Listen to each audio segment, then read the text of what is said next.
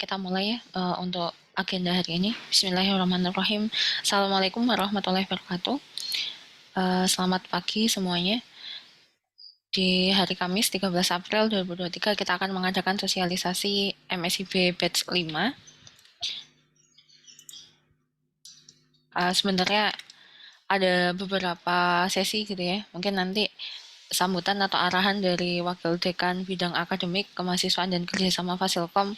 Kita tunggu Pak Garno untuk join bersama kita. Nah, kita langsung aja ke sosialisasi MSIB, penjelasan MSIB 5. Ini terkait tentang administrasi sih ya. Soalnya file sosialisasi yang dari Dikti juga sudah saya share di grup angkatan gitu kan ya. Baik, apa itu MSIB? Saya yakin teman-teman sudah tidak asing lagi dengan istilah ini gitu ya. Berbagai macam program MBKM ini termasuk yang paling paling trending gitu ya kalau di Fasilkom. Jadi MSIB adalah magang dan studi independen bersertifikat, memberikan kesempatan kepada mahasiswa untuk mengasah dan mendapatkan kemampuan, pengetahuan dan sikap di dunia industri dengan cara bekerja dan belajar secara langsung dalam proyek atau permasalahan real. Nah, posisinya atau waktu yang dibutuhkan lebih dari 16 minggu hingga 24 minggu. Jadi minimal 4 bulan sampai 6 bulan. Jadi satu semester nanti bagi teman-teman yang akan lolos untuk MSIB maka akan fokus ke sana untuk satu semester. Nah, apakah dilaksanakan dengan luring? Posisinya kalau di panduan dia bisa luring, bisa daring dan hybrid gitu ya. Tergantung kondisi dan kesepakatan dan arahan dari mitra industri yang mengadakan. Nanti di webnya biasanya ada keterangan apakah ini full luring, apakah WFH gitu ya, atau mungkin ada kondisi-kondisi tertentu yang daring gitu. Nah, ada dua tadi ya, ada magang dan studi independen. Kalau magang, di sini adalah mahasiswa bekerja di organisasi mitra sebagai trainee selama periode waktu terbatas. Jadi tadi diberikan proyek real di industri, biasanya dilibatkan di pekerjaan-pekerjaan atau tugas-tugas yang ada di perusahaan tersebut. Terus menyelesaikan proyek yang diberikan pengetahuan melalui modul pembelajaran yang relevan, lalu akan ada pendampingan mentor profesional. Terus dilakukan periode yaitu ya 16 minggu sampai 24 minggu. Jadi 4 bulan paling cepat dan 6 bulan paling lama. Masih mendapatkan peluang untuk menjadi FT atau full time employee setelah performanya bagus selama magang. Ini pun juga kesempatan ya bagi teman-teman semuanya, apalagi yang semester akhir misalkan atau menjelang akhir begitu. Kalau misalkan nanti performanya bagus, nanti bisa dilanjut oleh mitra. Nah, untuk studi independen, berbeda dengan magang tadi, kalau ini adalah program non-gelar yang diselenggarakan oleh organisasi industri yang menyediakan pengetahuan dan keterampilan dengan tingkat relevansi tinggi di dunia kerja dan dunia usaha dalam bentuk kursus singkat, jadi short course gitu. Apakah nanti juga bisa disebut bootcamp gitu ya, atau course-nya lewat MOOC yang dilakukan dengan kegiatan kolaborasi bersama dengan teman sesama peserta atau personel organisasi untuk mengerjakan studi kasus. Baik di MSIB, terutama di studi independen, nanti biasanya di akhir tuh ada istilahnya capstone project gitu. Jadi membuat project akhir bersama teman-teman sesama peserta MSIB atau studi independen. Nah, ini yang menarik teman-teman. Kalau kemarin sudah baca slide atau PDF yang saya bagikan ke grup angkatan, ini yang berbeda dengan MSIB 4. Yang pertama adalah kalau yang sebelum-sebelumnya gitu ya, sejak MSIB 1 sampai MSIB 4, posisinya eh, surat rekomendasi dan SPTJM itu terakhir setelah dia diterima. Nah, mulai MSIB 4 itu dilakukan di awal pendaftaran. Terus mahasiswa tidak dapat melamar sebelum menyelesaikan pengumpulan SR dan SPTJM. Nah, yang membuat jadi evaluasi besar di kami untuk MSIB 4 adalah surat rekomendasi dan surat pertanggungjawaban ini eh ada banyak kesalahan yang nggak boleh diulang lagi gitu ya. Jadi apalagi yang di situ yang tercetak bold bahwa mahasiswa tidak dapat melamar sebelum menyelesaikan pengumpulan SR dan SPTJM. Nah, saat sudah disubmit, dokumen yang diunggah tidak dapat direvisi kembali. Berarti dari awal kita harus pastikan administrasi ini benar gitu. Jangan sampai karena tidak bisa direvisi, maka ya nggak bisa daftar gitu ya, atau nggak bisa lanjut ke ini apa ke tahap berikutnya. Nah, perbedaan lagi adalah posisi sebelumnya dari MSIP 1 sampai 4 tuh tidak dibatasi berapa jumlahnya. Mahasiswa kita ya di Fasilkom ada yang daftar cuma satu kali ke mitra atau cuma satu gitu ya pilihannya di posisi tertentu, ada yang sampai ratusan gitu ya, ada yang sampai 100 gitu. Itu yang membuat akhirnya peluangnya jadi banyak. Nah, untuk tahun ini di situ sudah jelas lamaran dibatasi maksimal 22 lamaran per mahasiswa. Sehingga teman-teman punya jatah atau kuota maksimal 22 pilihan di MSIB. Baik itu magang atau student independen ya. Lalu selanjutnya proses seleksi tetap gitu ya, ada seleksi berkas tadi, terus kebinekaan dan diseleksi oleh mitra secara paralel. Nah, untuk yang tahun ini proses seleksi oleh mitra dilakukan bagi mahasiswa yang lolos seleksi berkas dan tes kebinekaan.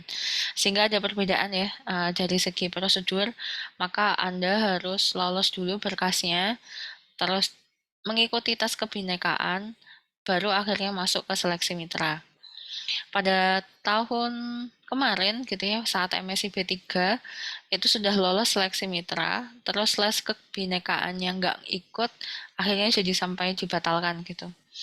Terus ditunda ke MSIB berikutnya. Nah, untuk yang sekarang dengan alur yang berbeda, semoga semua jadi lebih komit gitu ya, bahwa Anda yang berminat mendaftar ya harus dipenuhin dari awal. Lalu proses verifikasi dan validasi berkas mengacu pada template dokumen yang berlaku. Nanti sebenarnya ada di file sosialisasi kemarin, cuma nanti Anda bisa mengakses materi slide ini ya. Nanti di situ saya tambahkan ada link-link yang bisa Anda klik gitu. Nah, untuk lini masanya, bentar. Nah, untuk lini masa kita bisa perhatikan hari ini posisinya belum dibuka ya. Makanya sengaja harus sosialisasi terlebih dahulu agar nanti kalau misalkan pendaftaran sudah dibuka kita semua siap gitu ya. Baik itu mahasiswa maupun TU gitu ya, secara administrasi yang akan membantu teman-teman. Nah, posisinya karena pendaftarannya panjang gitu ya, sampai bulan Juni, eh, bisa jadi nanti di tanggal 18 April belum banyak gitu ya, belum banyak lowongan yang ditawarkan, atau khawatir kan cuti bersama mulai tanggal 19 April ya, sampai nanti kita masuk lagi tanggal 26 Juni. 26 April. Sehingga eh masa apa ya? Masa buat ngurus surat rekomendasi dan berkas-berkas lainnya ini bisa mengikuti kondisinya gitu ya. Maksudnya tidak ada batasan harus kapan gitu. Karena saya yakin yang hari ini ikut join kan 57 mahasiswa ya. Ini nih yang pengen tahu begitu ya. Tapi yang teman-teman yang sudah ikut MSIB 3 misalkan, atau yang hari ini belum berkesempatan join Zoom, besar kemungkinan mereka masih pengen untuk daftar. Sehingga bisa nanti mengakses kembali di sini. Lalu kalau misalkan melihat timeline ini, akan ada verifikasi validasi di bulan Juni, lalu tes kebinekaan di akhir Juni, seleksi offering mahasiswa oleh mitra itu 1 sampai 30 Juli, lalu pengumuman seleksinya minggu kedua Agustus, dan di situ national onboardingnya 14 Agustus. Berarti masih panjang gitu ya perjalanannya. Saat kita hari ini baru melakukan sosialisasi, 18 itu baru mulai gitu, baru dibuka pendaftarannya. Kemungkinan akan banyak itu prediksi saya di Mei gitu ya, setelah selesai libur Lebaran dan semuanya. Bisa jadi nanti itu masa puncak pengajuan dokumen. Oke.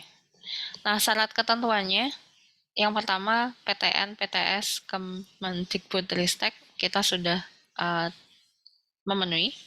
Lalu syarat semesternya adalah S1 minimal semester 4. Makanya saya share ke angkatan 2021. Semester depan teman-teman masuk semester 5 soalnya. Nah, selanjutnya mengumpulkan surat rekomendasi SPTJM, bukti dari perguruan tinggi dan orang tua menyetujui. Ini pun juga sampaikan begitu ya ke orang tua seperti apa program MSIB ini gitu. Jangan sampai jadi miskom begitu. Kalau misalkan daftar MSIB terus ternyata harus luring ke tempat magangnya misalnya, terus orang tua keberatan gitu. Karena Anda kan harus keluar dari rumah misalkan ya, yang di Karawang magangnya ke Jakarta misalkan. Atau keluar pulau gitu ya. Tahun lalu dan semester kemarin ada yang ke Kalimantan. Lalu memenuhi kualifikasi yang ditentukan mitra. Nanti masing-masing mitra, masing-masing lowongan ada beberapa syarat dan ketentuan begitu. Misalkan lolos tes awal gitu ya, tes logik lah atau tes wawancara lah gitu ya. Oke. Nah, ini yang tadi saya sampaikan ada link bentar. Ada link yang bisa diklik nanti saat Anda mengakses slide materi hari ini. Di PDF yang kemarin dibagikan yang dari Dikti juga sudah ada.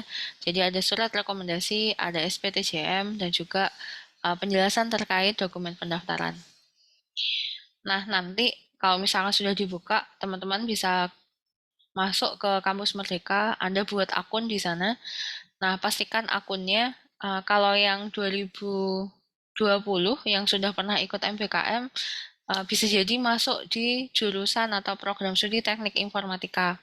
Tapi teman-teman yang baru mau mengikuti gitu ya, Anda pilih program studinya Informatika. Dan untuk yang SI ya Sistem Informasi. Karena kita ada peralihan nama prodi jadi berbeda begitu masuknya.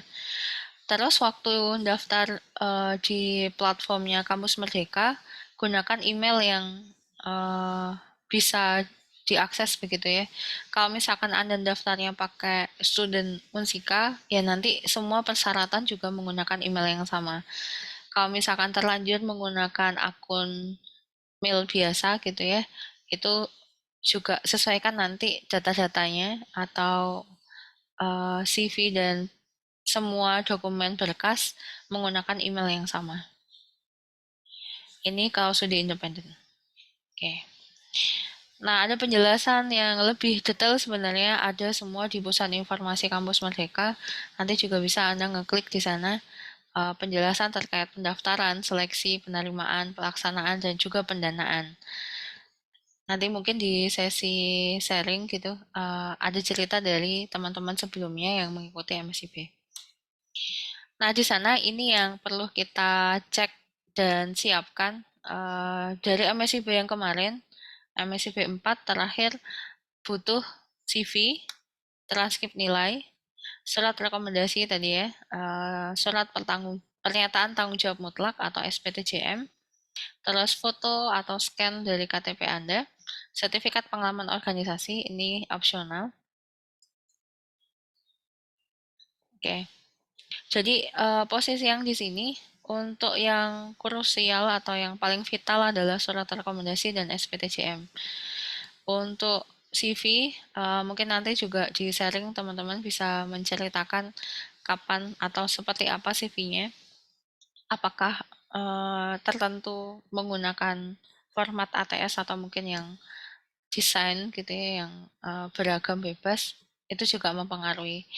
Terus transkrip nilai nanti ada link Anda unduh transkrip nilai dari e-kampus Lalu untuk minta tanda tangan ke Kaprodi juga melalui drive gitu ya. Jadi tidak satu-satu ke TU untuk memproses. Oke, ini syarat ketentuan dokumen yang harus kita siapkan sebelum nanti ada pendaftaran. Eh, Nah, bagi teman-teman yang berminat, karena surat rekomendasi itu jadi syarat awal, maka setiap mahasiswa hanya mengisi satu kali, dan ini di awal. Sebenarnya di surat rekomendasi ada beberapa pertanyaan yang tidak tanda bintang sih ya, maksudnya tidak harus diisi.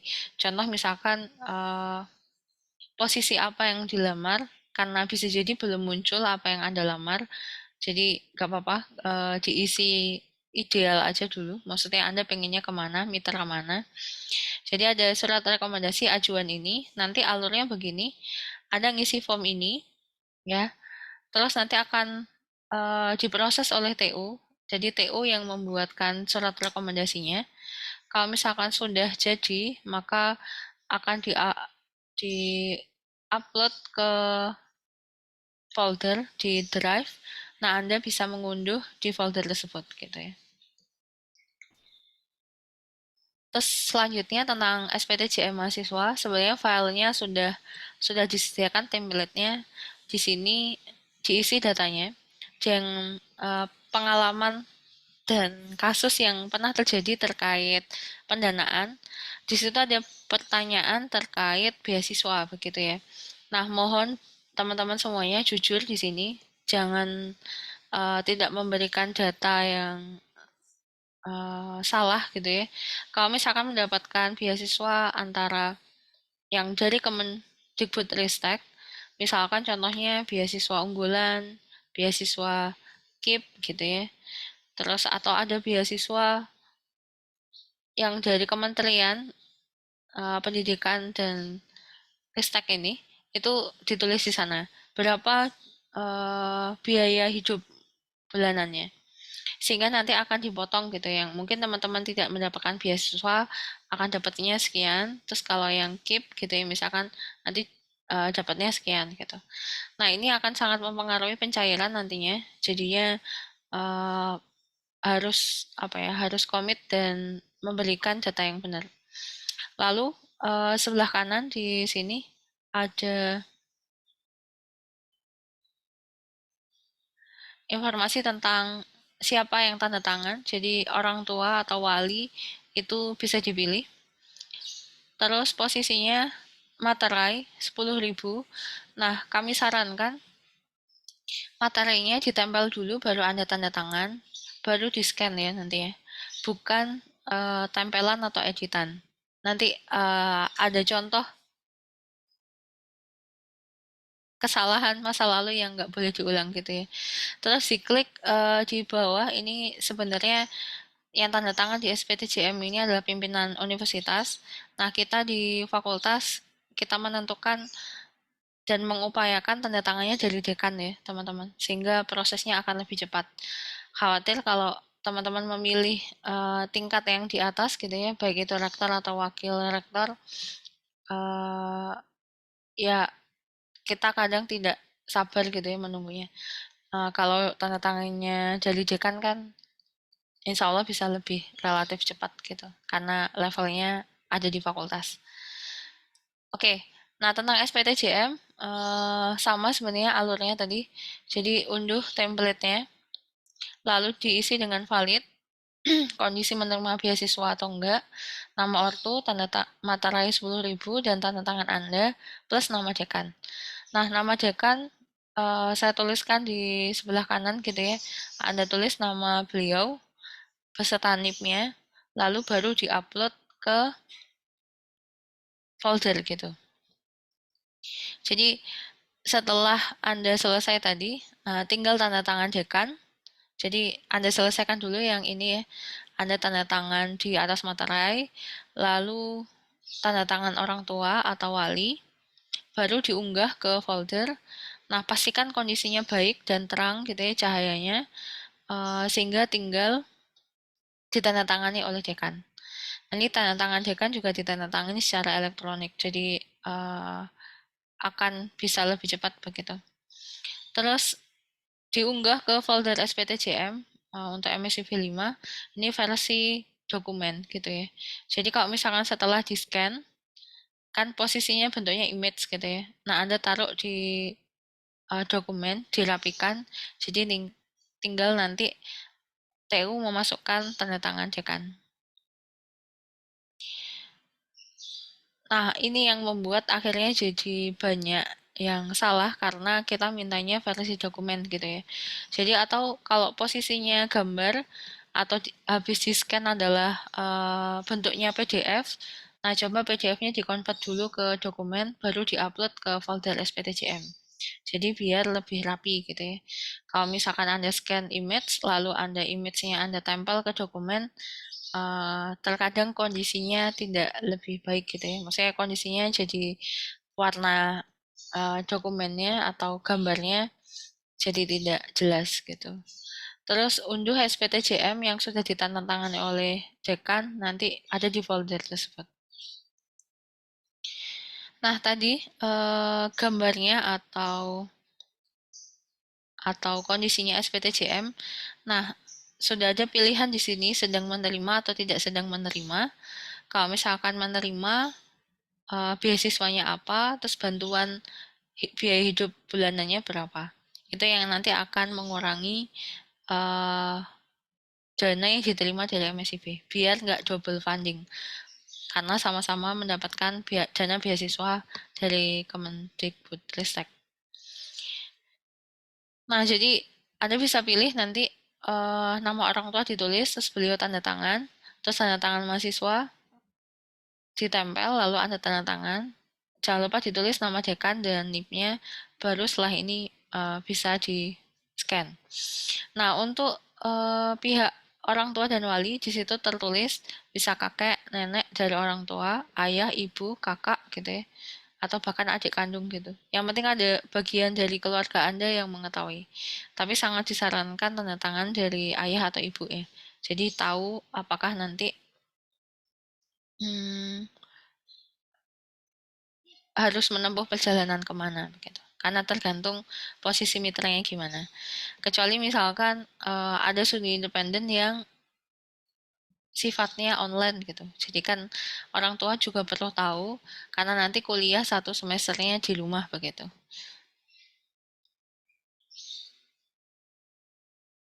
Nah, selanjutnya dokumen tentang transkrip nilai ini pun juga perlu kita rapikan gitu ya.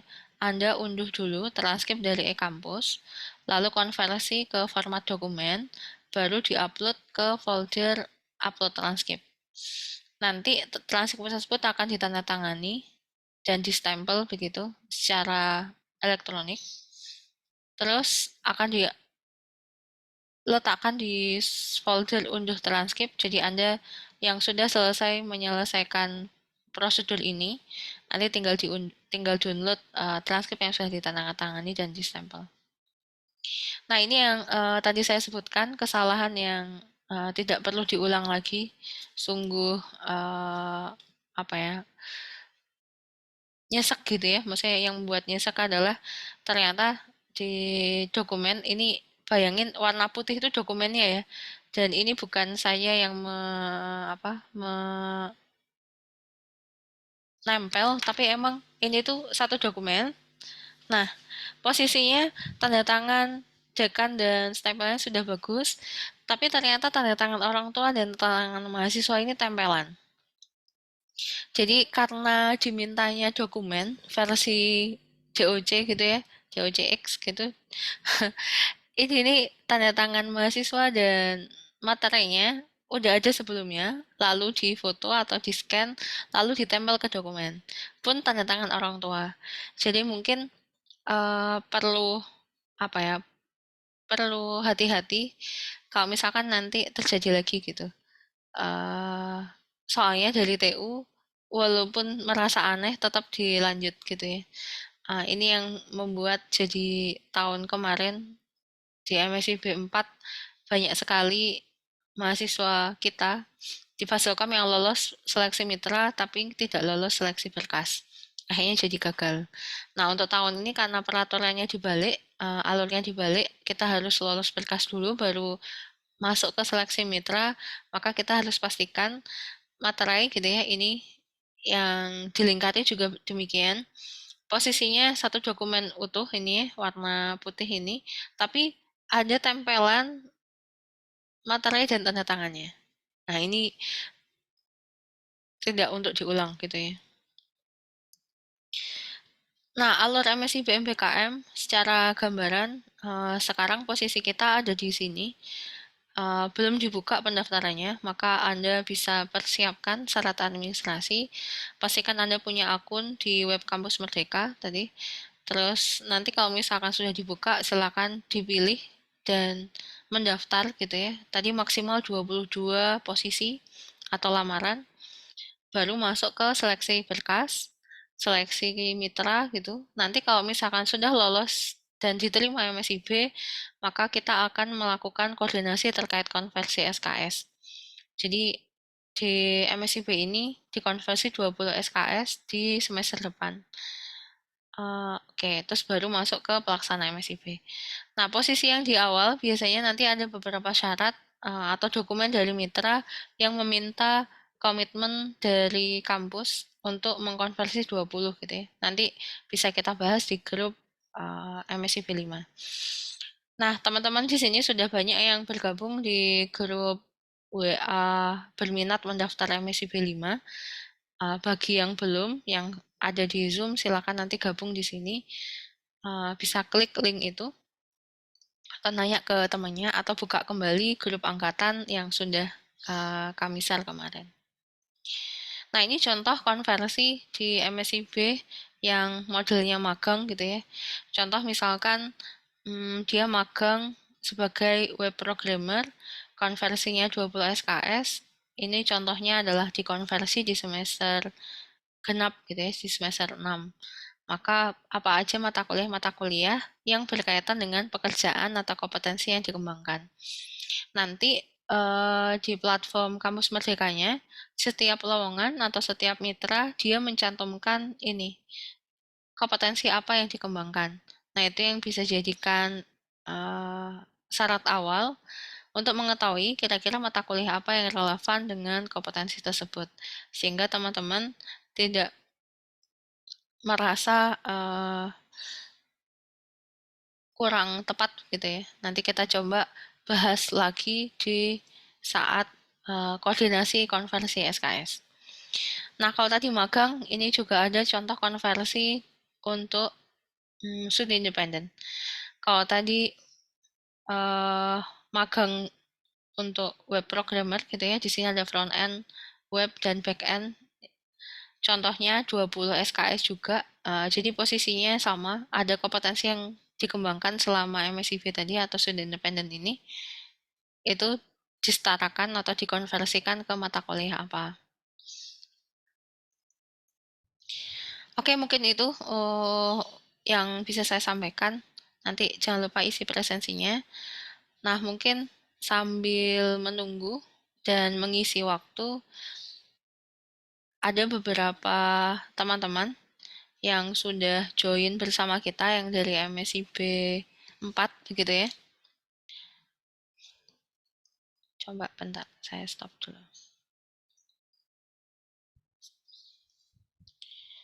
Nah, sudah ada beberapa yang bergabung dengan kita. Silahkan, boleh mulai ceritanya. Apa yang mau disampaikan ke teman-teman di sini untuk persiapan mendaftar MSIB kelima. Tadi boleh duluan. Ada Kartika.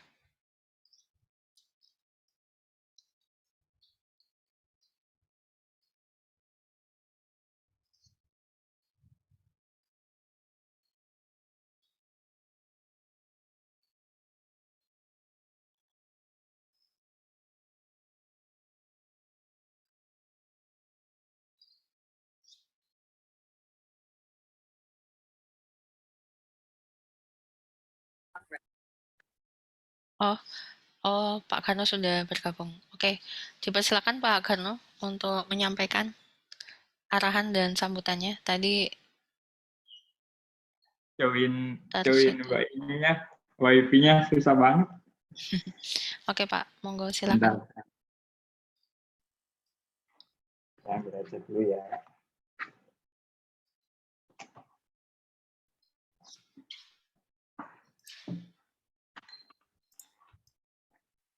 Udah dimulai dari tadi, Mbak. Udah 9.15 tadi. Terima kasih banyak. Assalamualaikum warahmatullahi wabarakatuh. Waalaikumsalam warahmatullahi wabarakatuh. Mungkin mohon maaf saya terlambat ya.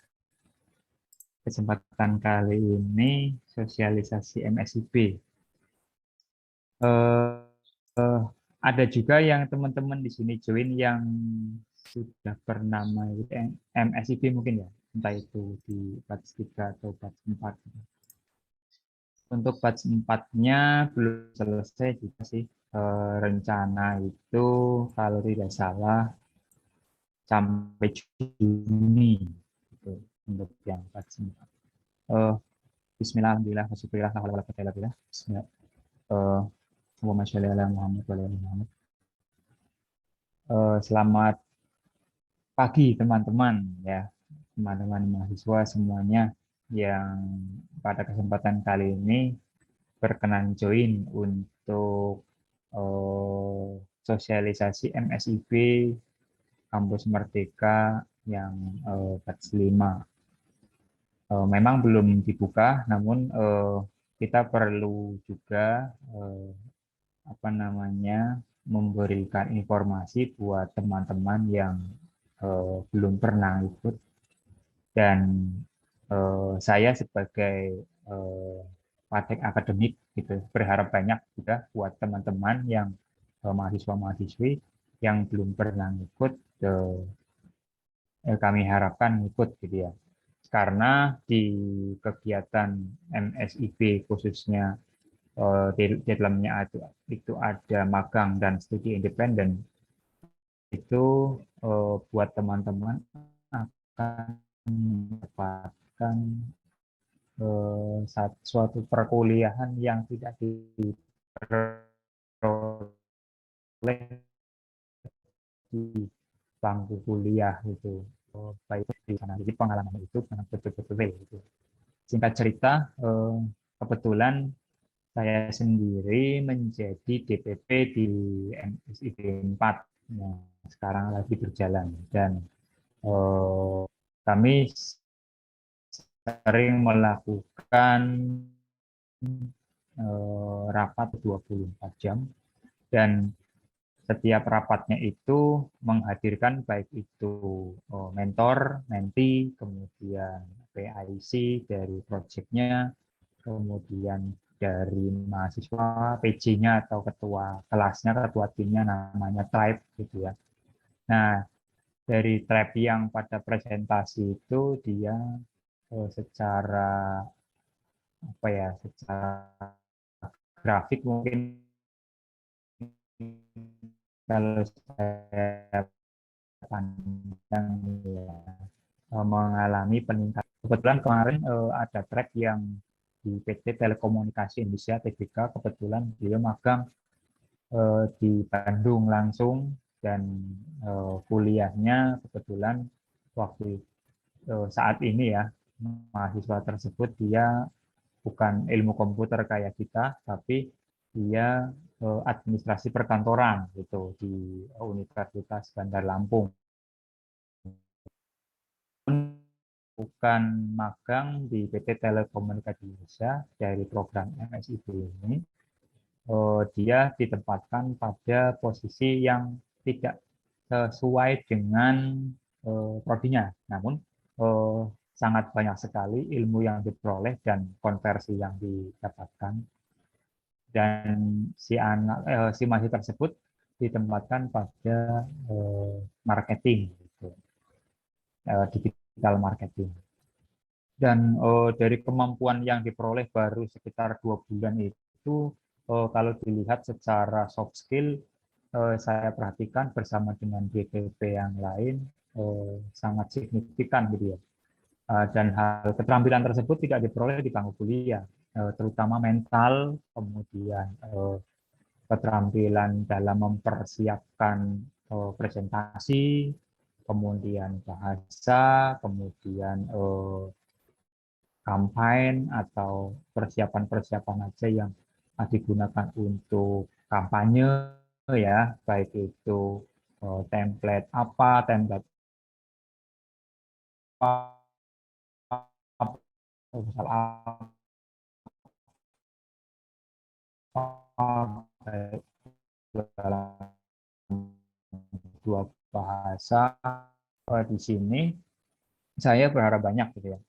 Di samping eh, mahasiswa yang tadi ditempatkan marketing, ada juga yang sifatnya dari magang itu survei lah ya, ketika terutama perusahaan tersebut akan mengimplementasikan suatu produknya pada suatu lingkungan tertentu, tentunya diperlukan sebuah analisis terlebih dahulu agar produk yang akan diimplementasikan itu tepat guna atau tepat pada sasaran pasar. Nah, di sana digali mengambil data terlebih dahulu pada suatu daerah tertentu.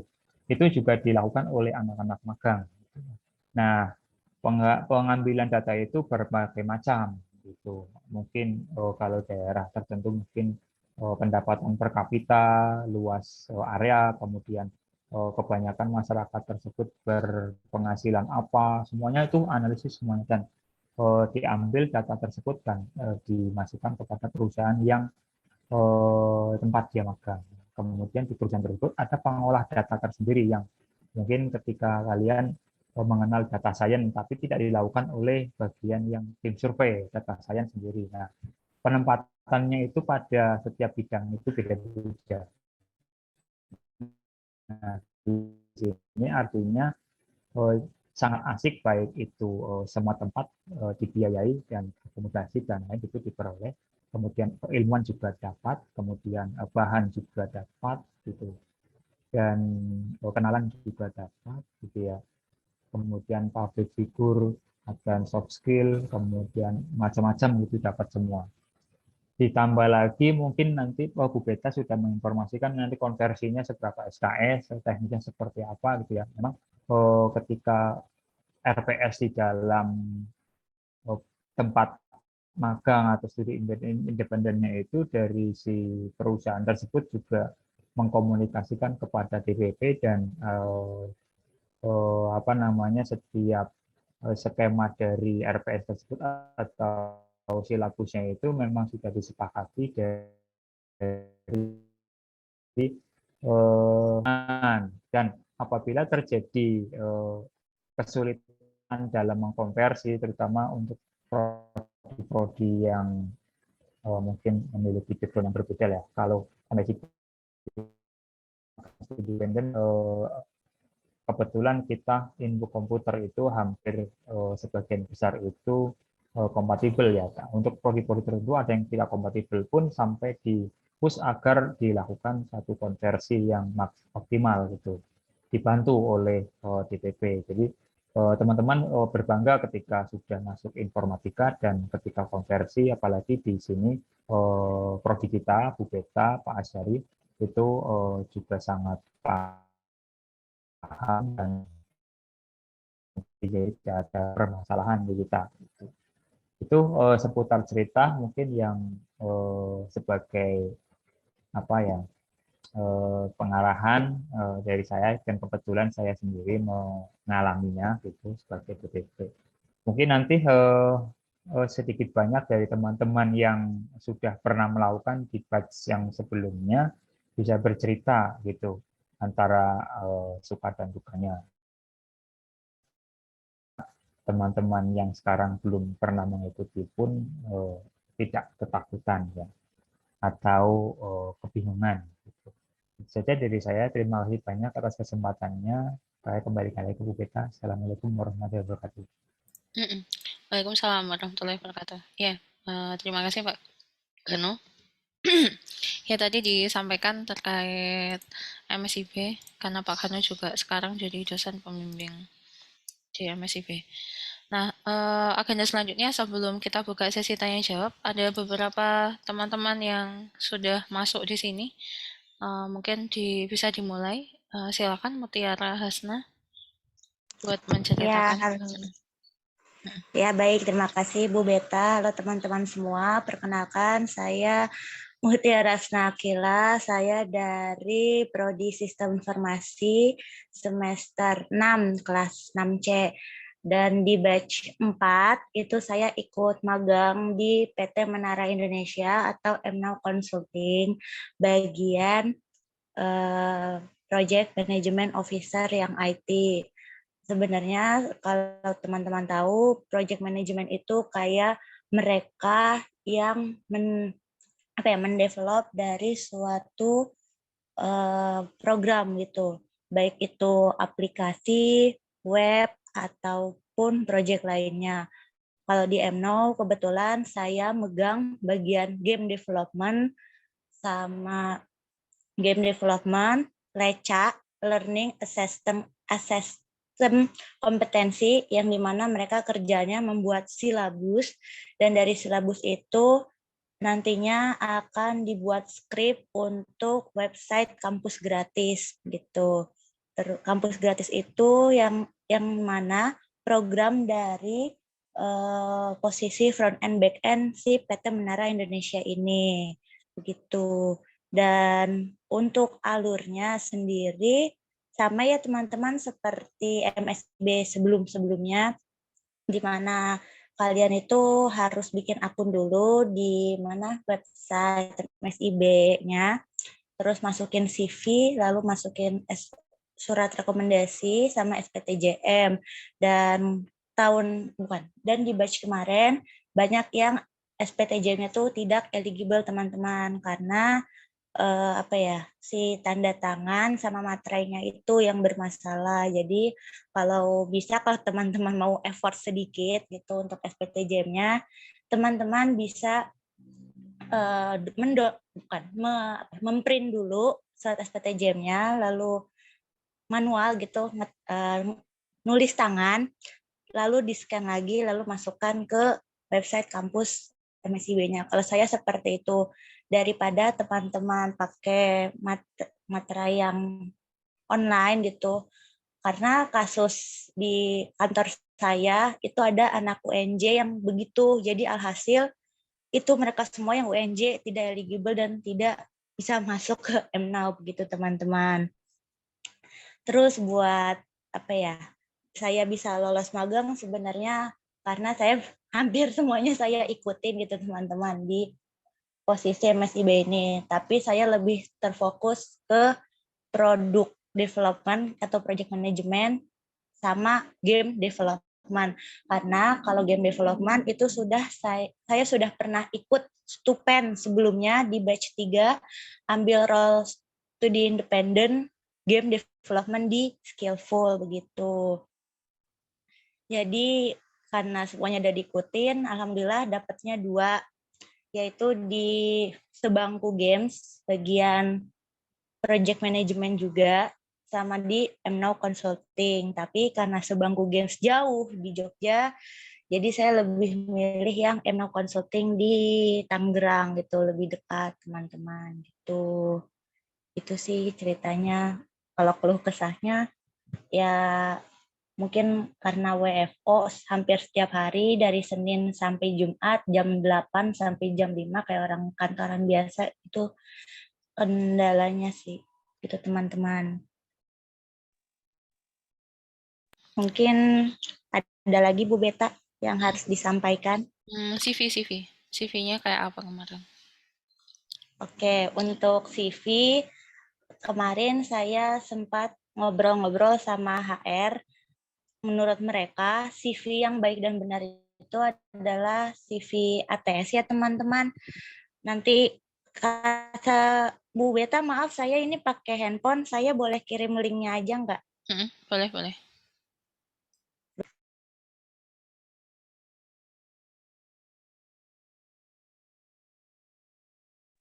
Jadi kemarin saya sempat konsultasi dengan beberapa HR. Katanya mereka tuh lebih suka CV yang ATS, teman-teman. CV ATS itu biar mereka tuh bisa baca dan secara ringkas gitu loh, teman-teman.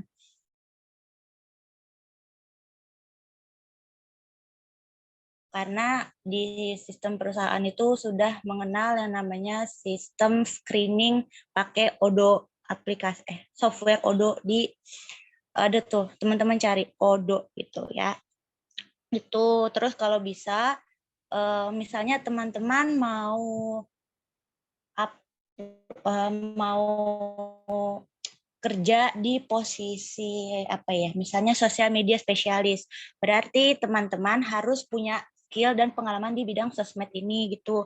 Jangan misalnya teman-teman mau ngambil sosmed tapi background teman-teman lebih ke arah front end misalnya, kan jauh banget gitu ya. Itu pokoknya jangan buat seperti itu, teman-teman. Terus buat teman-teman, jangan pernah sekali-kali kayak mencoba-coba aja gitu di program magang ini.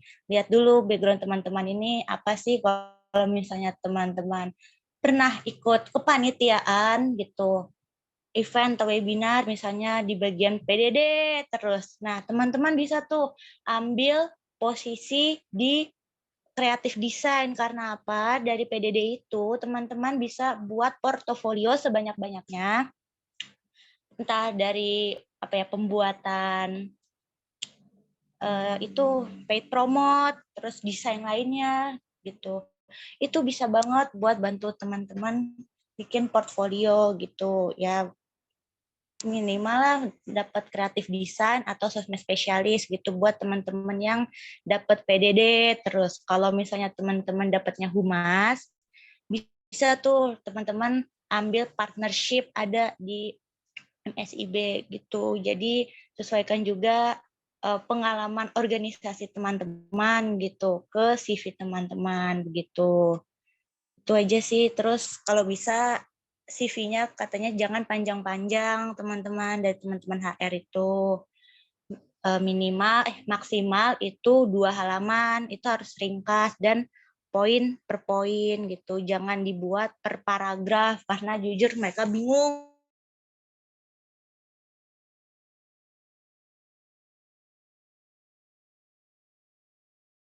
Mereka tuh kayak langsung ke bagian skill-nya gitu. Dan kalau bisa di CV kalian tuh cantumin aja gitu di bawahnya key skill atau kunci skill kalian tuh yang paling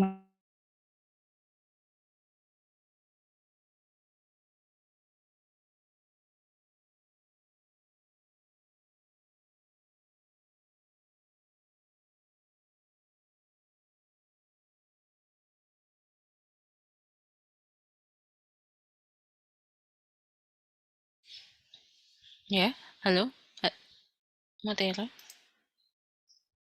terputus.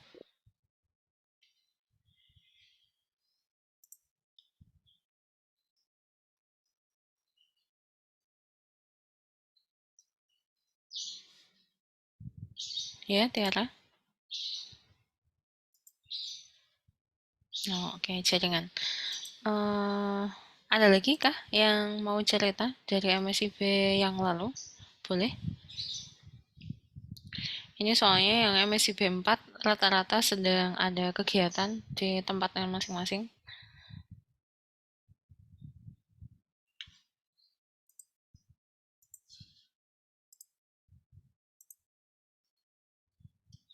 Oke, sambil menunggu tadi Tiara balik lagi, silakan kalau ada yang mau ditanyakan teman-teman di sini, boleh raise hand dan menyampaikan pertanyaannya. Oh, ini ada. Oke, coba saya tampilkan.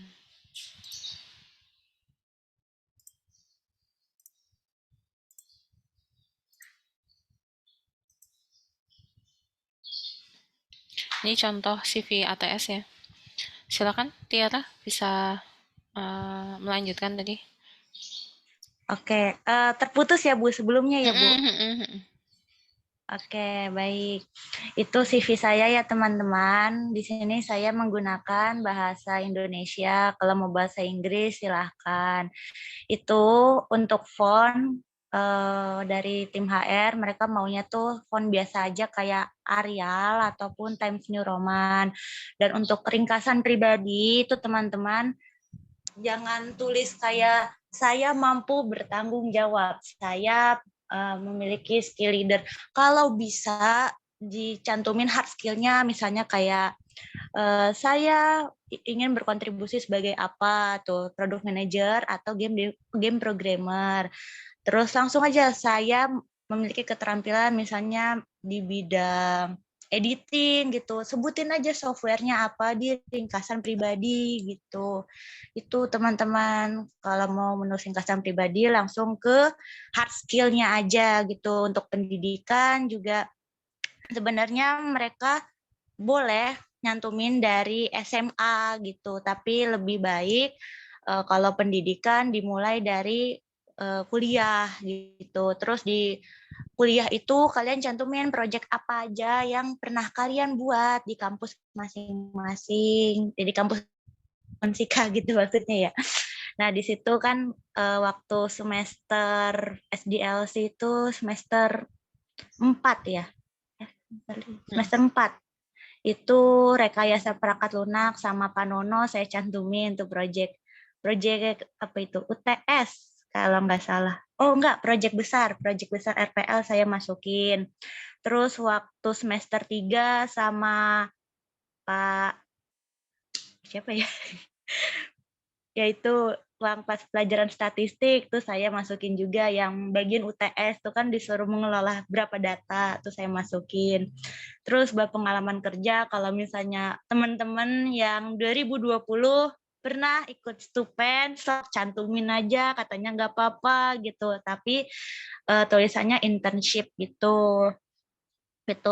Itu waktu batch kemarin salah batch 3 gitu. Terus saya cantumin tuh hasil proyeknya apa aja gitu teman-teman. Kalau misalnya teman-teman ikut organisasi apa, cantumin gitu. Punya proyekan apa gitu. Cantumin aja proyek kalian buat apa, terus jelasin dengan metode STAR gitu. Teman-teman coba cari deh metode STAR gitu dalam pembuatan CV. Karena mereka lebih suka yang seperti itu. Terus buat pengalaman organisasi nih teman-teman ikut BEM, HIMA, jelasin aja kalian di sana ngapain aja sih gitu. Contohnya saya ikut Himsika jadi apa ya ketua pelaksana. Ketua pelaksana itu project officer di rapat kerja bulanan gitu. Terus yang bawahnya eh, itu sama di Hima juga. Benar tuh tipe sih Bu, tapi nggak ada yang lanjut ke sertifikasi. Kalau misalnya teman-teman apa ya pernah ikut pelatihan itu cantumin aja gitu walaupun pelatihannya cuma seminggu ya nggak masalah gitu kayak Revoyu itu kan cuma seminggu itu cantumin aja gitu terus Cisco skillful gitulah teman-teman itu yang skillful juga dari batch 3 gitu saya cantumin pokoknya cantumin aja apa yang kalian bisa dan project akhir kalian tuh apa gitu di sertifikasi itu. Terus buat kata kemampuan itu balik lagi ke syarat dari si mitra di setiap posisi itu maunya apa. Kalau misalnya data analitik biasanya mereka lebih menekankan ke R. Terus Python, Google apa ya? Kalau yang Google buat Python tuh namanya apa Bu Beta? Saya lupa. Apa-apa? Ulang? Google yang ini yang buat Python Oh, data mining. Google Colab. Oh iya, Google Colab. Nah, itu cantumin aja teman-teman sama Google Studio tuh gitu. Kalau misalnya teman-teman mau berkarir di bidang digital marketing, teman-teman bisa cantumin SEO. SEO itu penulisan website. SEM itu kayak penulisan website tapi dia berbayar. Kalau SEO itu gratis. Terus konten coding gitu. Itu teman-teman pokoknya perbanyakin aja hard skill buat di kata kemampuan, di sertifikasi, sama di pengalaman organisasi gitu. Kalau teman-teman udah pernah ngerasain dunia kerja, ya sok cantumin aja. Tapi untuk penulisan di CV-nya dimulai dari yang terbaru sampai yang terlama begitu. Itu aja deh. Sekian, terima kasih. Saya kembalikan ke Bu Beta. Oke, terima kasih Tiara. Silakan teman-teman, kalau ada yang mau ditanyakan, baik itu tentang administrasi ataupun tentang yang lain. Iya, silakan. Tadi ada yang angkat tangan. Ya, Malvin. Ya baik, Assalamualaikum. Mohon maaf mengganggu, saya mau tanya tentang CV boleh Bu? Saya mau tanya, kalau untuk yang nggak pernah punya pengalaman organisasi di kampus, yang cocok sekiranya untuk ngegantiin di CV-nya itu apa ya Bu? Oh, bentar. Gimana Tiara bisa bantu jawab terkait pengalaman organisasi kalau misalkan nggak ikut himpunan ataupun apa gitu? Oke, izin menjawab ya, Malvin. Untuk yang nggak punya, itu bisa cantumin aja di yang tadi, Bu, yang bagian kuliah paling atas. Ya, di pendidikan, tekankan aja di situ. Jabarin aja poin per poinnya. Misalnya kalian buat apa nih? Kamu semester berapa, Saya Malvin? semester 4, Kak.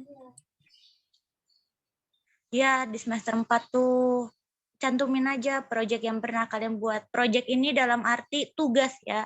Tugas yang pernah dikasih sama dosen yang kamu kerjain itu apa aja gitu. Bisa kok itu. Tapi balik lagi menimbang dari si syarat rekrutmennya apa gitu. Kan aku produk manajemen. Dan di produk manajemen itu harus bisa statistik sama SDLC gitu, kayak apa ya, alur pembuatan aplikasi gitu, minimal kalau nggak salah tuh di websitenya minimal harus menguasai satu, yaitu itu dah pokoknya SDLC. Saya cuma bisa itu, sedangkan kalau saya searching nih di website itu ada 3 SDLC, waterfall sama Kanban gitu. Itu pokoknya tekanin aja di pendidikannya, Malvin, begitu. Jadi begini Kak, kebetulan saya niatnya untuk magang ngambil web development, tapi untuk di kuliah project-project web cuman satu tuh untuk yang. Nah, apakah cocok kalau misalnya itu project-project yang di luar perkuliahan? Contohnya project-project yang saya simpan di GitHub misalnya. Apakah cocok untuk ditampilin di CV? Maafin, maaf tadi suaranya kresek. Boleh diulang nggak? Ya, mohon maaf. Saya ulangin. Saya niatnya untuk magang. Saya ngambil di bidang web development, tapi kebetulan di perkuliahan, di proyek perkuliahan kayaknya cuma ada satu seingat saya. Nah, kira-kira cocok nggak kalau mau nampilin proyek-proyek yang di luar perkuliahan? Contohnya proyek-proyek yang saya taruh di GitHub misalnya. Boleh banget. Nanti kamu bikin title-nya di CV itu project gitu. Project aja gitu, guys. Kalau misalnya cuma satu di pendidikannya, ya udah nggak apa-apa, cantumin aja. Tapi buat yang tadi project di luar tuh sebut aja project gitu. Itu sih.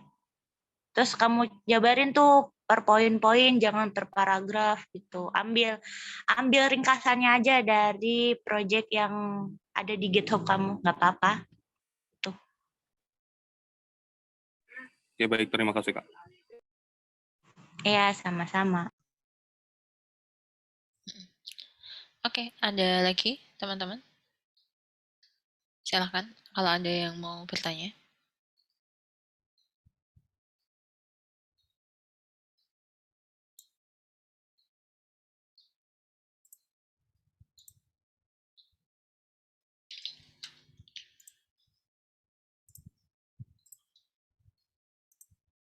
Sambil isi presensinya teman-teman yang sudah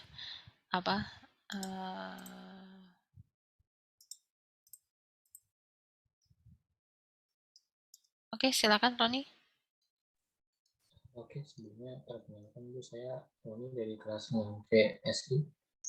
Izin bertanya, sebelumnya kan saya udah pernah ikut MSIB batch 3 ya. Dan sekarang saya ikut juga yang batch 4, cuma yang jalur mandiri itu, Bu. Jadi kan kalau di website Kampus Merdekanya, saya itu datanya baru ikut sekali doang. Nah, pertanyaan saya, kalau misalnya saya daftar lagi yang batch 5, ini bisa atau enggak? Oh, sekarang posisinya ikut apa?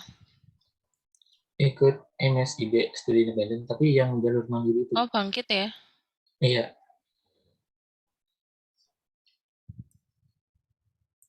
Oke. Jadi kalau daftar yang batch 5 itu bisa atau enggak? Ya, sebenarnya kembali ke peraturan sih ya. Maksudnya kalau peraturan dari Dikti tentang MBKM, mahasiswa itu punya hak 3 kali MBKM gitu. Tapi 2 kali kesempatan keluar prodi dan 1 keluar universitas dan 1 kali di dalam universitas. Gitu sih Roni kalau secara peraturan.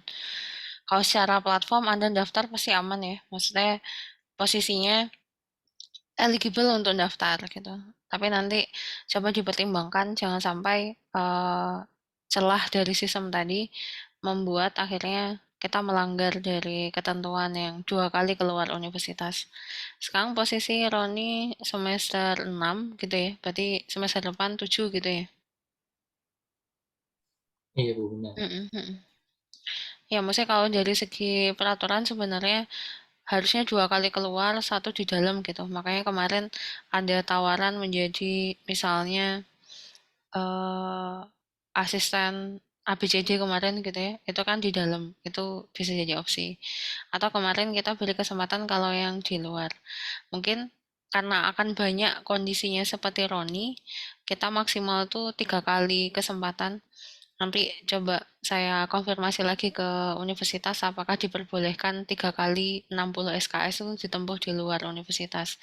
Tapi kalau dari defaultnya peraturan menterinya itu 2 kali keluar, 1 kali di dalam univ gitu. Walaupun dalam prakteknya kita temukan ada beberapa ya teman-teman yang sampai 3 kali keluar semua gitu sih.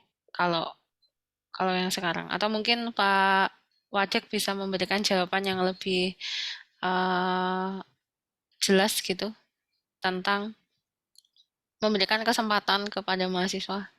Silahkan Pak Garno. Gimana kalau dari Gimana Mbak tadi gimana tadi? Coba.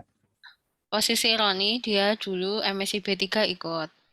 Lalu MSIB 4 sekarang dia ikut bangkit yang mandiri, yang dia juga dikonversi 20 SKS, tapi nggak ngelewati web yang kampus Merdeka. Jadi bangkit dia memberikan 2 jalur sih ya. Kemarin beberapa yang sudah lolos, tapi karena administrasinya tidak eligible, bangkit membuka jalur mandiri itu. Jadi dia tetap MBKM, tapi nggak ngelewati flagnya Dikti gitu. Nah, sekarang yang MSB 5 apakah Roni boleh gitu atau mungkin teman-teman yang sejenis ini boleh. Jadi sampai ada 3 kali keluar kampus gitu. Begitu Pak Wadek. Kalau pendapat saya sih ya buat Mas Roni, idealnya ya bakalan belepotan apa tidak gitu. Kalau idealnya. Kalau namanya di Bangkit itu masih sibuk dan sekarang mau ngambil MSIP 5, apalagi kalau MSIP 5-nya nanti katakanlah ngambil magang. Nah, kalau magang itu biasanya di lapangan, tentunya pasti akan ada satu saat yang bentrok. Kemudian kalau yang mengambilnya itu studi independen, walaupun itu di rumah online, tapi secara pekerjaan kalau setahu saya itu juga padat gitu ya, karena mengerjakan proyek yang mana proyeknya itu memang real itu, bukan seperti tugas kuliah yang bisa katakan asal ada neuron, kemudian ATM teman, katakanlah. Tetapi kalau ini itu seperti diberikan satu tugas project gitu, dan setiap orang itu bagiannya beda-beda. Nah, dari sana yang menjadi estimasi buat diri kita sendiri apakah bakalan optimal apa tidak gitu. Kalau di bangkitnya mungkin kan sudah jalan, tapi di MSIB-nya nanti kalau pas ikut yang gelombang 5 kemungkinan akan seperti itu, terus nanti bagaimana? Kalau itu idealnya. Memang kalau yang tidak bisa itu ketika apa namanya masih jalan 4 kemudian daftar 5 kan nggak bisa. Tapi kalau 3 daftar ke 5 karena sudah selesai bisa. Gitu. Setahu saya bisa. Namun di sini ada bangkitnya yang jadi masalah yang ada di jalan. Itu sih kalau pendapat saya gitu.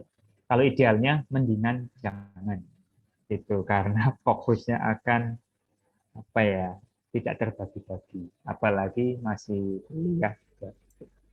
Terima kasih, gitu aja sih kalau pendapat saya pribadi. Ya begitu ya Roni ya.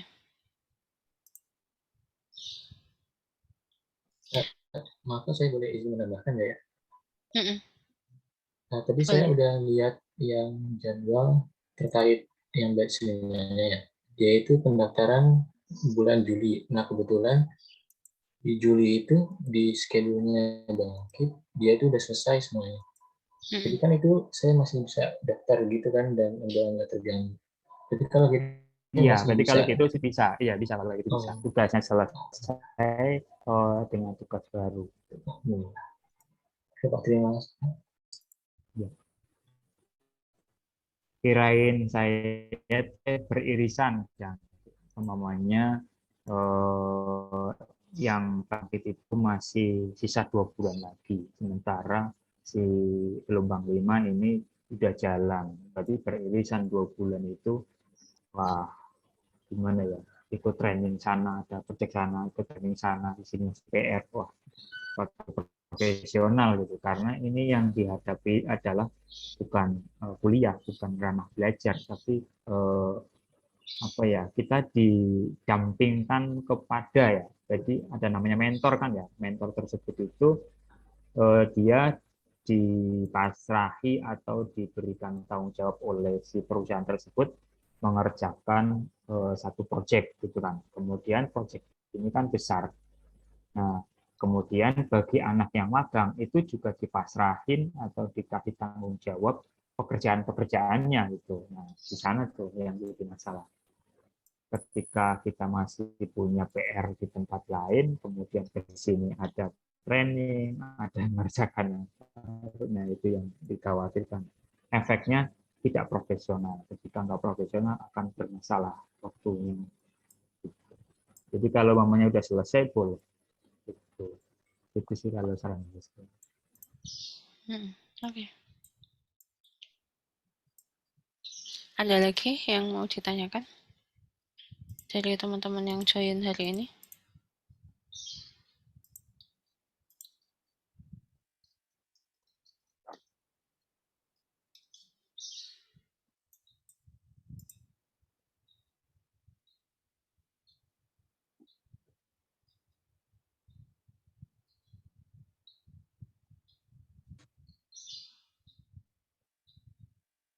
Terbuka aja nggak apa-apa buat teman-teman yang sudah dapat honor berapa, buat ini itu biar temennya juga semangat gitu lah. Kayak tadi Mbak siapa namanya tadi saya lupa. Tiara. Ya Tiara. Barangkali teman-teman yang lain apakah bisa mengcover UKT apa tidak atau separuh itu jajan atau apa, terbuka aja nggak apa-apa barangkali teman-temannya penasaran. Kemudian tadi mungkin Bu Beta udah memaparkan konversinya di Fasilkom gitu untuk konversi mata kuliahnya apakah ke depan, apakah yang sekarang, ataukah yang lalu yang mata kuliah yang jelek bisa digantikan apa tidak. Tanyakan aja. Bebas. Silakan.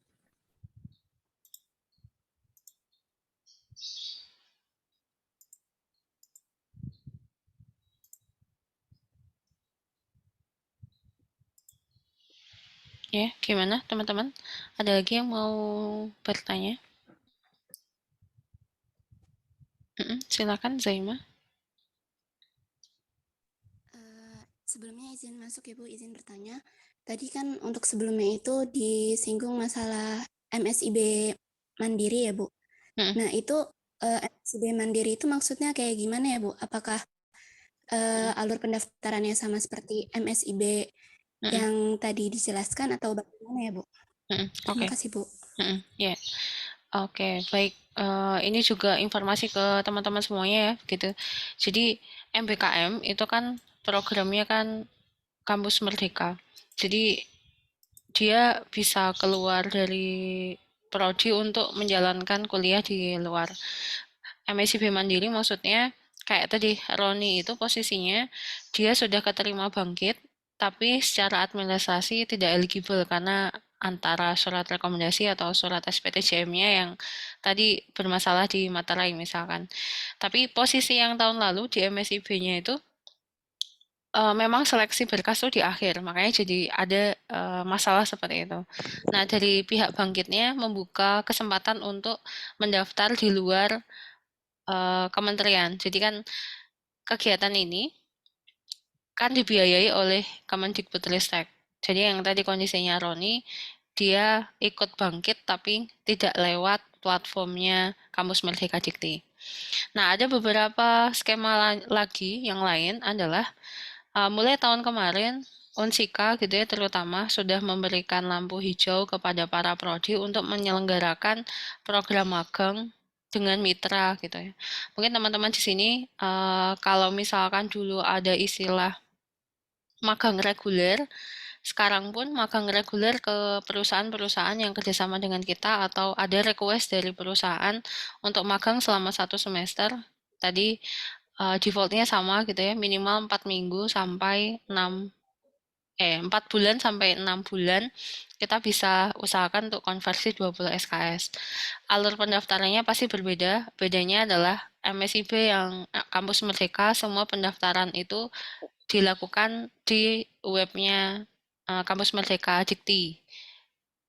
Tapi kalau yang magang mandiri atau yang diadakan oleh perusahaan, itu berarti kan daftarnya lewat kami di fakultas, nanti akan diseleksi oleh mitra-mitra tertentu gitu. Gitu. Mungkin kemarin-kemarin kalau di informatika sekarang ada 5 perusahaan yang sedang menyelenggarakan magang mandiri tadi. Ada di CBI, ada di Kalbe Morunaga, terus ada di AIA, dan ada juga yang di Peruri gitu. Dan ada satu yang di Skillful yang lanjutan dari magang atau independen sebelumnya waktu MSIB 3, terus dia lanjut di situ, tapi tidak lewat platform Kampus Merdeka. Begitu mungkin Zaima. Ada Baik Ibu, feedback? terima Mm-mm. kasih. Mm-mm. Jadi ke depan sebenarnya eh kita semua berusaha agar semakin banyak mahasiswa yang merasakan belajar di luar kampus. Tujuannya, tadi ini saya baca di presensi ada yang memberikan feedback menarik. Disampaikan yang perlu disampaikan tidak langsung ke prosedur, tapi MSIB seperti apa, syarat-syarat kriteria lolos kalau ada gitu, benefitnya apa. Kan tadi kan sosialisasinya fokusnya adalah di administrasi. Karena itu yang teman-teman butuhkan untuk mendaftar. Posisinya sebenarnya tadi yang diceritakan Tiara, setidaknya ada bayangan ya, seperti itu kondisi kalau bekerja di perusahaan yang masuk setiap hari, misalkan kalau offline. Kalau misalkan WFH ya jadi WFH.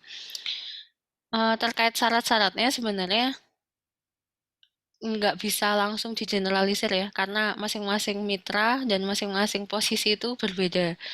Nanti teman-teman kalau sudah ada pendaftaran terus dibuka, Anda bisa lihat berbagai macam posisi-posisi yang ditawarkan beserta beserta kompetisi yang atau kompetensi yang dikembangkan. Mungkin untuk yang genap sekarang karena tidak karena ganjil, mungkin saya berikan contoh gambaran yang dilakukan atau yang dipelajari begitu ya, misalkan contoh. Oh, oke, ini ada yang bertanya ya.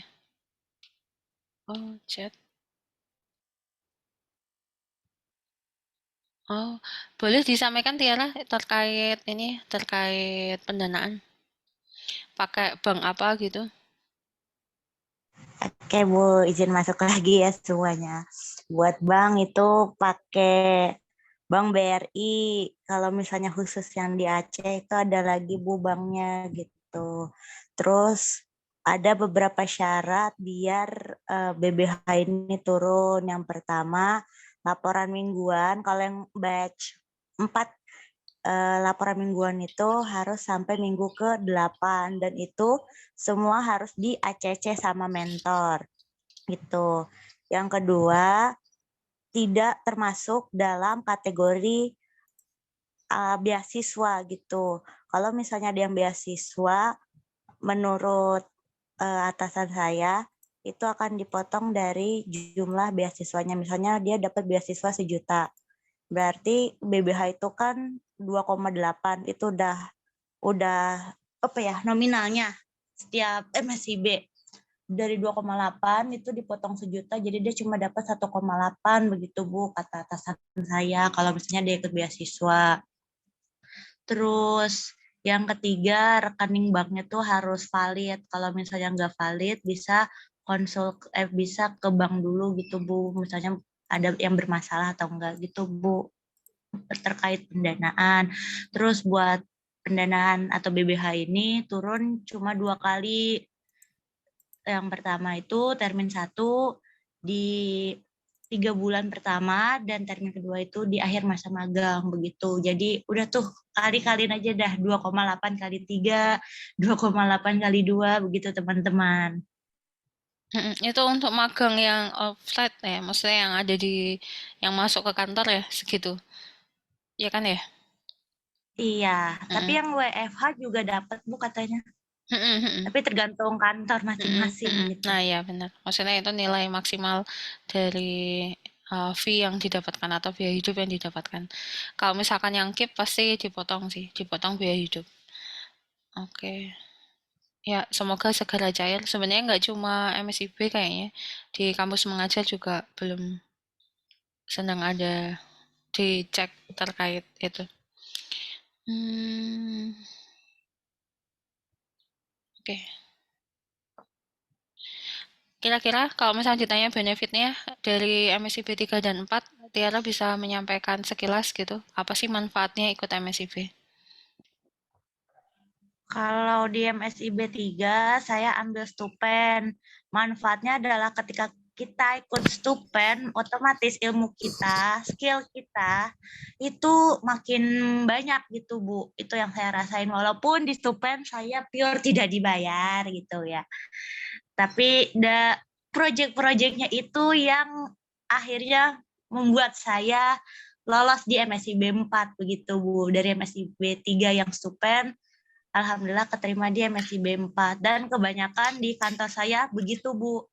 Ikut MSIB 3 dulu bagian stupen lalu ikut lagi yang MSIB 4 bagian magang. Kalau teman-teman mau langsung ke magang ya dipersilahkan. Tapi kalau misalnya untuk peluang keterimanya lebih besar, alangkah baiknya buat teman-teman yang 2021 ikut stupen dulu, ambil posisi yang kalian suka apa, misalnya data analitik, kan lumayan tuh. Kalau MSIB itu 5 bulan. Nah, enak buat dicantumin di CV gitu. Nah, nanti kalau misalnya kalian mau ikut MSIB, lanjut ke MSIB 6, bisa tuh ambil data analitik lagi atau posisi yang di MSIB sebelumnya gitu. Jadi ya udah ada nilai plus lah Bu kalau ikut stupen gitu. Kalau magang ya kayak orang kerja biasa gitu. Kita ketemu orang baru, ketemu bos yang tergantung mood gitu. Kadang marah, kadang baik gitu. Terus fasilitas yang maaf ya, yang tidak mumpuni gitu. Walaupun dia perusahaan gede itu ada Bu. Itu pokoknya ya kayak orang kerja biasa kalau misalnya kita ikut magang gitu. Ikut sana sini itu ada, terus ya keuntungannya sih ketemu project baru gitu Bu. Lumayan lah buat CV gitu. Makanya harus ikutan gitu ya. Oke, terima kasih Tiara. Ini di presensi juga ada yang menyampaikan, saya coba contoh yang berhasil gitu ya. Bentar. Teman-teman yang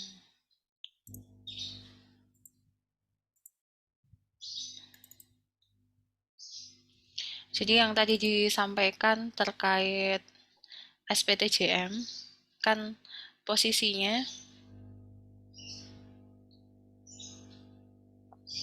oke, ini ada contoh yang keterima, bentar.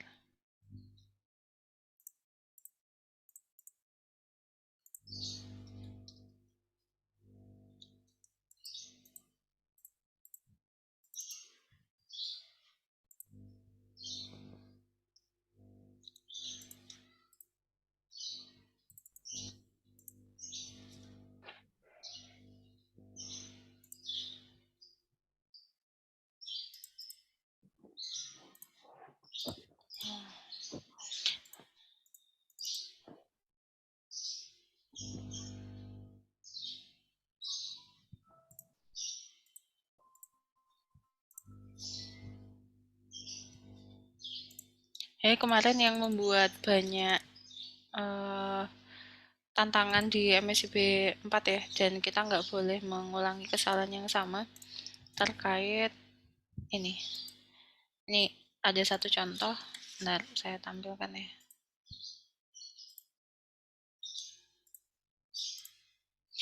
Ini Yazid Aksa, posisinya dia keterima studi independen cloud computing di MSIB kemarin.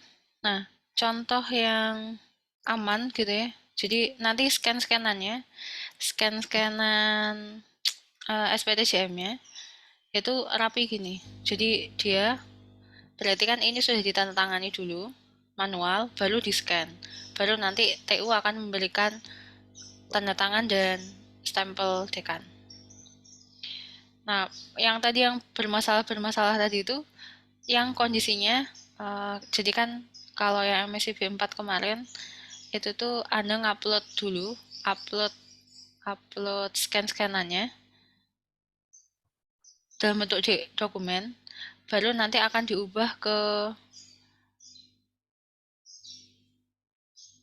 yang sudah ditandatangani.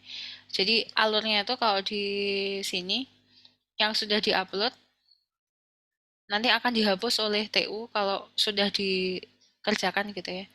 Jadi kan coba.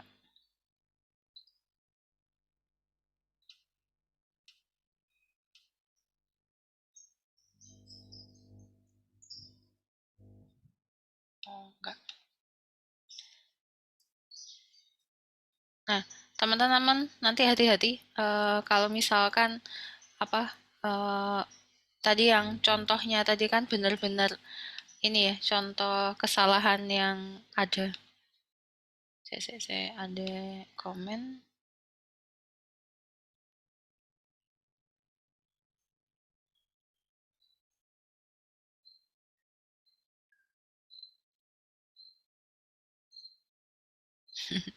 Nah ini ya tadi coba punya Aska tadi saya juga nemu yang membuat jadi syaratnya tidak eligible gitu. Nih ya Aska Nabila. Jadi kan kalau kemarin tuh ada surat rekomendasi, kayaknya sih surat rekomendasi aman-aman aja. Yang membuat nggak aman tuh SPTJM. SPTJM ini yang baru kemarin tuh yang teman-teman dianggap kurang apa ya, tidak eligible di awal. Jadi kita ngulang lagi. Nah, kalau bisa nanti di dokumennya boleh, ini kan kelihatan banget kalau scan-scan kertas ya. Beda dengan yang tadi-tadi gitu. Ini Ahsanul Haq, kita cek dia lolos nggak.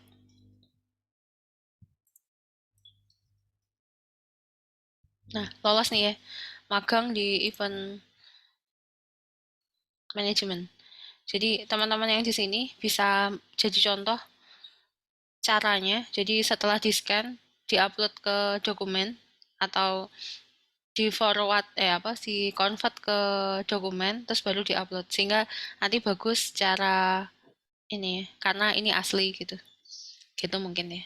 Ini termasuk hal yang paling krusial kemarin jadi kita kaget gitu.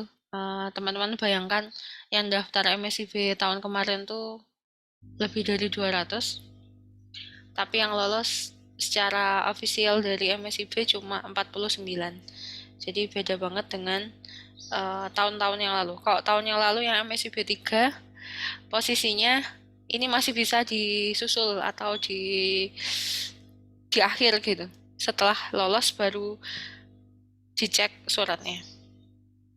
Jadi di grup kemarin aja ada 185 yang berminat daftar MSIB 4 tapi ternyata ya tadi sih gara-gara teman-teman ngakali materai dan tanda tangan jadi malah ya tidak eligible statusnya gitu. Itu mungkin tambahan dari segi kalau tadi ya alhamdulillah kayak misalkan bangkit kan ada skema mandiri yang tadi disampaikan Roni dan ada 2 selain Roni kan Irfan juga ada di sana gitu. Nah tapi kan tidak semua mitra bisa melakukan hal yang tadi gitu. Ada beberapa yang akhirnya ini akhirnya jadi yang nggak lolos MSIB begitu. Oke, ada lagi kah yang mau ditanyakan tentang persiapan kita untuk mendaftar? Jadi mungkin nanti tanggal 18 kan ini kan form ininya form dan administrasinya kita buka kan ya. Tapi nanti kalau misalkan tanggal 18 ternyata belum ada mitra yang memenuhi atau yang sesuai dengan harapan teman-teman, ditunggu aja karena masanya kan lama gitu ya. Oke. Boleh saran nggak boleh? Silakan Pak Karno. Yang tadi berhubungan dengan tanda tangan di atas materai itu digunakan untuk apa sih CV Mbak ya? Atau SPTJM surat Mbak. pernyataan? SPTJM. Oh, gitu ya. Nah, kalau saran saya sih ya untuk meminimalkan kesalahan karena memang biasanya kalau proses pendaftaran itu dari si tim seleksi administrasi itu intinya mah nggak mau ribet gitu ya. Ada yang not valid nih walaupun sedikit dia itu langsung reject gitu. Nah, mendingan dari hal itu mendingan kita gunakan aja gitu, apa adanya. Kalau yang dari tanda tangan yang bermaterai, ya memang harus pakai materai yang beli saja lah ya. Dan posisi materainya biar terkesan itu juga original, pasangnya itu jangan lurus gitu materainya, tapi agak miring. Nah, agak miring itu kemudian kalian tanda tangani sedikit, tanda tangani, miring sedikit dan tanda tangani, itu lebih terkesan ori dan ketika dokumen itu rata-rata tanda tangannya pasti simetris ya. Kalau gambar itu simetris, tapi ketika fisik itu biasanya tidak simetris. Nah, dari sana aja udah kelihatan tuh. Makanya ketika tadi yang di atas materai, kalau saran dari saya sendiri ditunaikan. Jadi perlu pakai materai beli, tempel, tanda tangan, kemudian scan gitu sehingga itu lebih original gitu, untuk meminimalkan di reject gitu. Kalau saran dari saya karena beberapa pengalaman kalau pas lagi entah itu materai yang hasil dari crop atau apa itu sukanya memang di reject nggak bisa. Gitu. Terus ada juga yang materi digital ya, agak rawan juga sih. Ada beberapa teman yang MSIB kemarin yang MSIB 4 itu juga ada yang gagal gara-gara materi yang digital juga.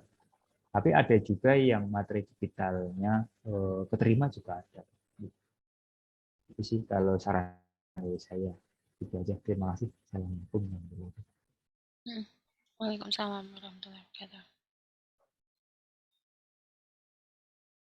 Oke. Ya, itu mungkin agenda sosialisasi hari ini. Terima kasih Pak Karno. Pak Azali, mau ada yang disampaikan? Dipersilakan, Bapak.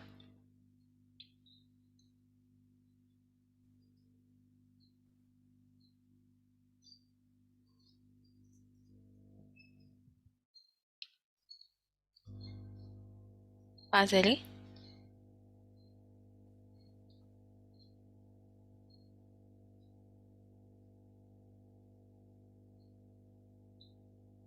Oke, sudah cukup ya.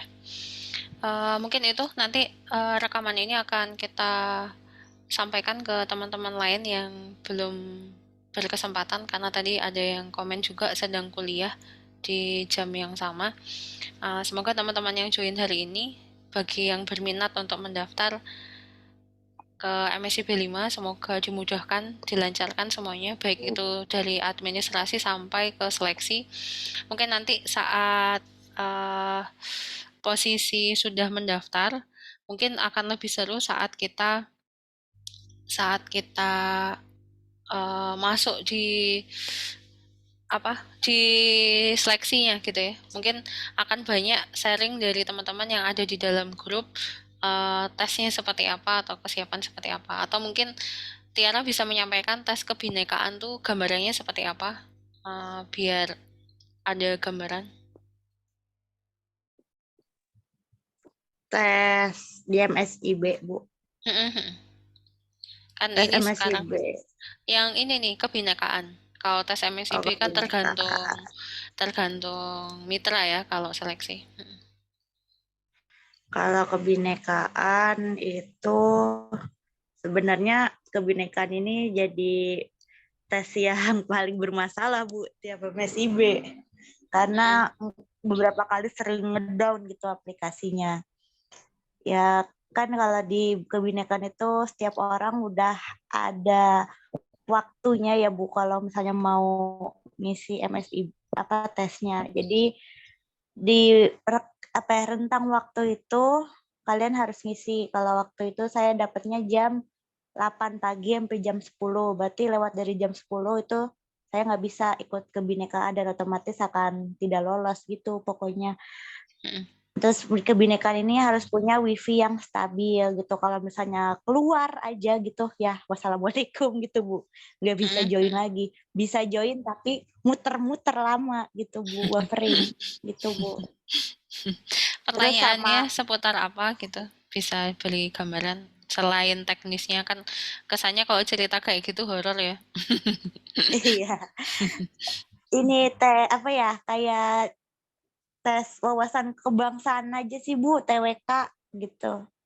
Sama tes kepribadian aja gitu. Nggak ada yang benar, nggak ada yang salah. Jadi ya sebisa mungkin pas ada tes pribadiannya tuh ya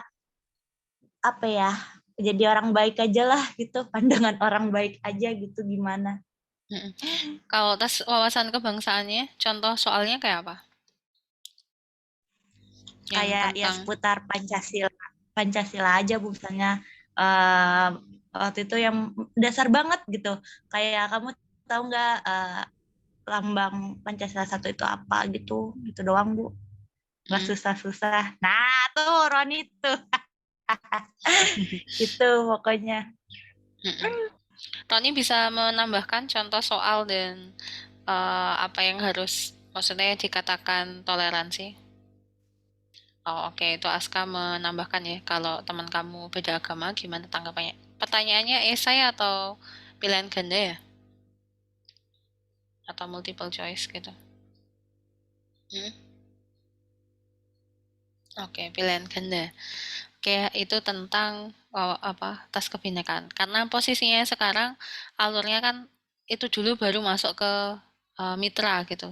Jadi teman-teman MSIB 5 agak berbeda dengan MSIB sebelumnya yang syarat administrasi di akhir, sekarang syarat administrasi itu di depan.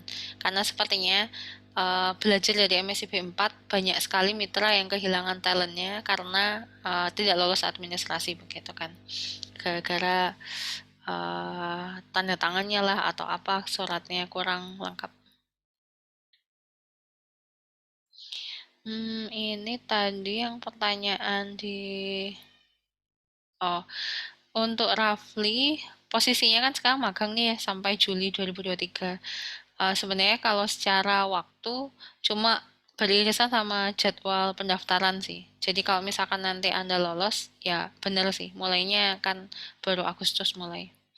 Jadi nggak apa-apa, silakan. Cuma jangan sampai nanti gara-gara magang, bener yang dikatakan Tiara, saat misalkan ada seleksi di tengah-tengah itu, saat posisi Anda masih magang, Anda perlu menyediakan waktunya buat mengerjakan atau mengikuti seleksinya begitu ya. Jangan karena magang di tempat yang akhirnya nggak fleksibel, terus Anda kehilangan momen tadi ya, misalkan kebagian jadwalnya jam 9 atau jam 8 sampai jam 10, nah posisinya nggak bisa dikerjakan selama Anda magang kan jadi sayang gitu. Gara-gara itu yang membuat akhirnya jadi Anda gagal. Jadi diatur waktunya, semoga dapat kesempatan yang memudahkan gitu. Jadi Anda bisa mengikuti semua prosedurnya sampai akhirnya diterima. Oke, ada lagi kah yang mau ditanyakan? Teman-teman? Mungkin, oke, ya Rafli. Ada lagi yang mau ditanyakan? Unek-uneknya? Mumpung ada forum ini.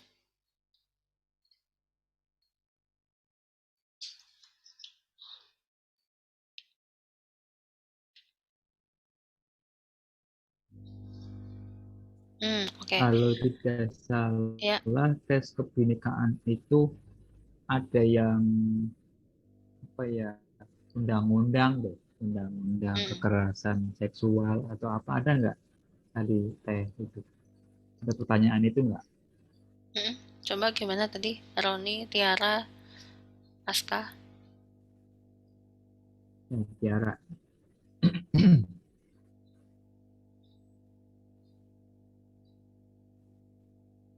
Oke, sambil nunggu. Ini ada pertanyaan dari Asifa.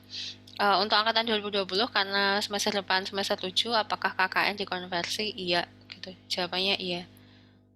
Defaultnya di mata kuliah yang sedang berlangsung di semester 7, termasuk KKN.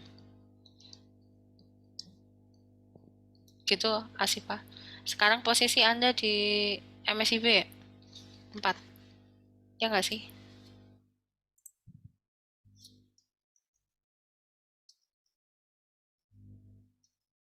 Eh, mm-mm. Nah, gimana ceritanya? Stupen di Cybertrend?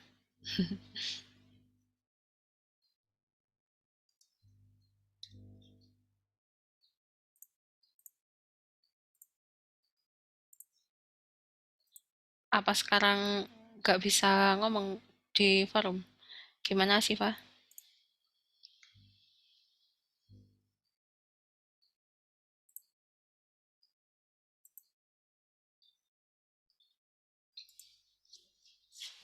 Oke, ada lagi kah? Oke, oke. Ya, paham-paham.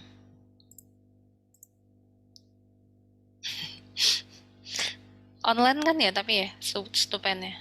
Atau datang ke tempat.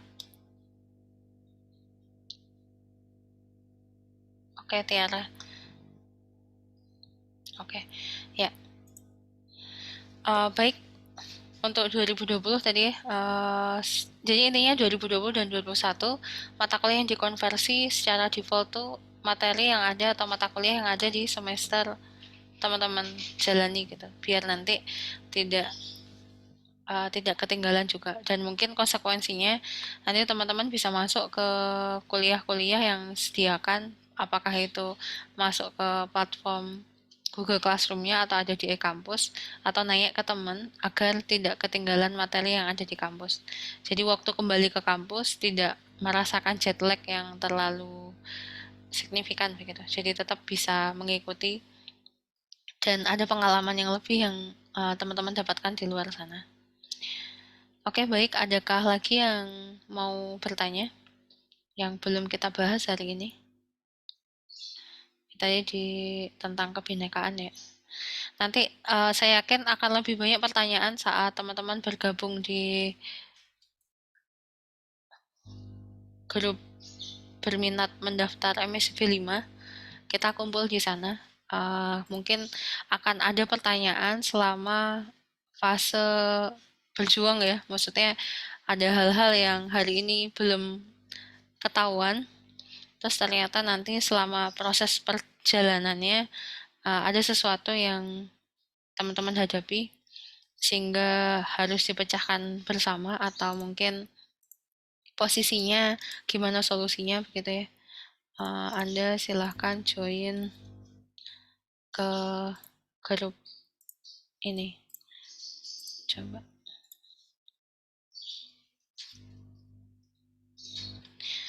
Itu.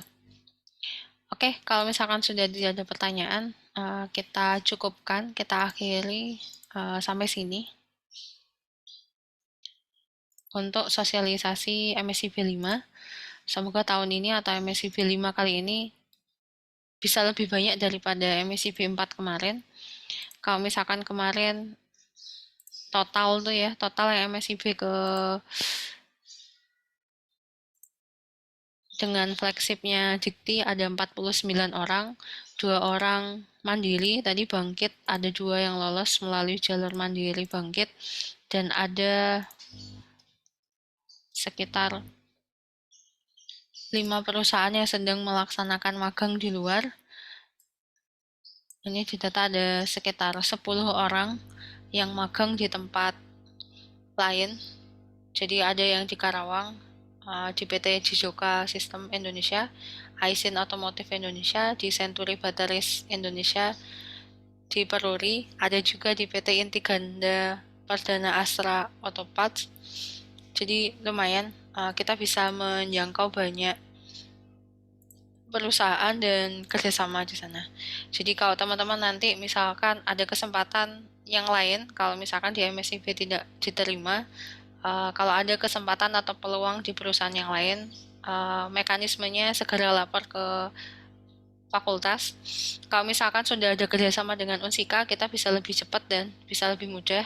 Tapi kalau belum ada kerjasama, hubungkan kami dengan mitra-mitra tersebut agar kita tindak lanjuti.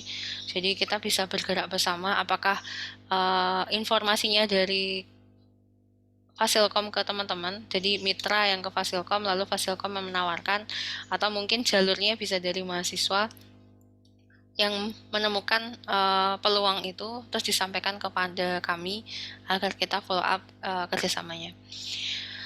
Oke, mungkin itu sampai jam 11 hari ini. Ternyata cukup panjang dan saya yakin pembahasan hari ini belum cukup untuk menjawab penasaran teman-teman karena posisinya webnya belum dibuka pendaftarannya.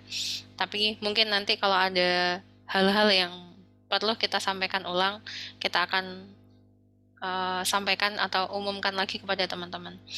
Untuk menjaga komunikasi, tadi semua informasi ada di grup berminat mendaftar MSIP 5. Mungkin itu untuk hari ini. Terima kasih kembali lagi ke Pak Karno dan Pak Azari yang mendampingi sampai akhir. Saya tutup kesempatan hari ini. Mohon maaf sekali lagi. Saya akhiri. Wassalamualaikum warahmatullahi wabarakatuh. Waalaikumsalam.